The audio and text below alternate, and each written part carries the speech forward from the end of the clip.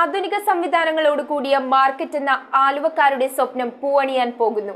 ആലുവയിൽ പുതിയ മാർക്കറ്റ് സമുച്ചയം നിർമ്മിക്കുന്നതിന് കേന്ദ്ര സർക്കാർ ഭരണാനുമതി ലഭിച്ചതായി ആലുവ MLA അൻവർ സാദത്ത് 4 നിലകളിലായി 1,82,308 ചതുരശ്ര അടിയിലാണ് മാർക്കറ്റിന്റെ രൂപരേഖ തയ്യാറാക്കിയിട്ടുള്ളത്. ആലുവയിൽ പുതിയ മാർക്കറ്റ് സമുച്ചയം നിർമ്മിക്കുന്നതിനായി കേന്ദ്ര സർക്കാർ ഭരണാനുമതി നൽകി.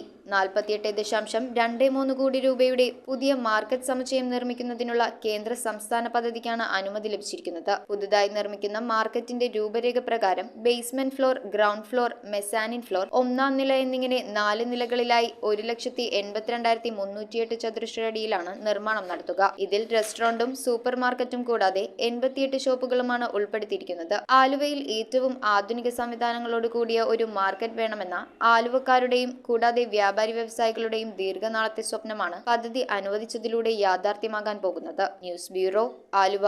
Kopparambil ayurvedic hospital and research centre. ഉഴിച്ചിൽ, lumbar spondylitis, cervical spondylitis, disc bulging കൊണ്ടുണ്ടാവുന്ന ബുദ്ധിമുട്ടുകൾ എന്നിവ ചികിത്സിക്കാൻ വിദഗ്ധരായ ഡോക്ടർമാർ. Kopparambil ayurvedic hospital and research centre.